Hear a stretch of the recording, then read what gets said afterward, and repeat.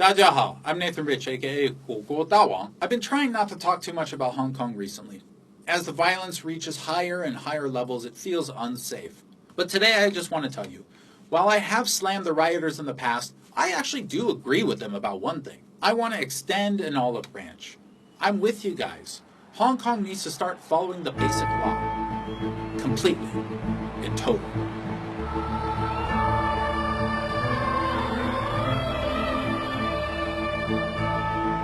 As the situation in Hong Kong nears its inevitable conclusion, I just want to share something with all the people in that city.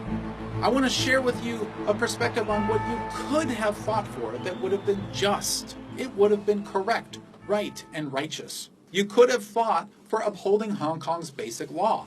All of it. I mean, some people claim that's what you're fighting for. Is it? Are you fighting for Hong Kong's basic law to be upheld? While there are many people trying to suggest Article 45 promises universal suffrage, it absolutely clearly does not. You don't need to be a lawyer to understand it. Read it, seriously. Article 45 is already being followed. Meanwhile, they don't seem to make a single peep about some of the other articles. You know, the ones that actually aren't being followed? Like, how about the very first article? Article 1. The Hong Kong Special Administrative Region is an inalienable part of the People's Republic of China. No independence, no breaking off, no separatism. I assume you agree with that, right? Or Article 2, which famously mentions a high degree of autonomy. Hong Kong, for the most part, takes care of its local issues. It is, to a high degree, autonomous, so that one is being fulfilled. Or what about Article 12? In which both are reiterated. Hong Kong shall enjoy a high degree of autonomy and come directly under the Central People's Government. I assume you completely agree with that, right? Great, we're making progress. Article 13. The Central People's Government shall be responsible for the foreign affairs relating to the Hong Kong Special Administrative Region. You agree with Hong Kong basic law, right? It says China's central government is in charge of Hong Kong foreign relations. Oh, but it gets better.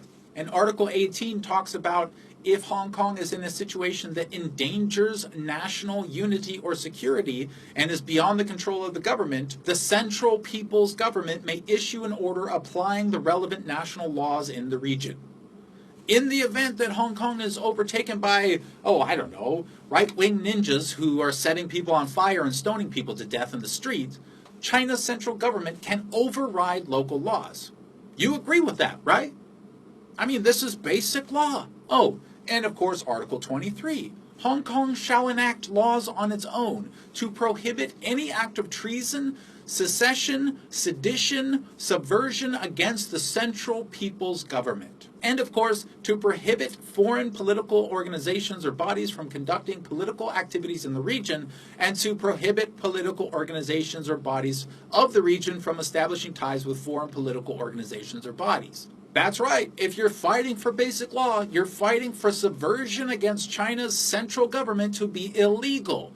You're fighting for that, right? You want the rule of law. That means law needs to be followed. You want for Hong Kong to prohibit foreign political organizations, right? How about Article 25?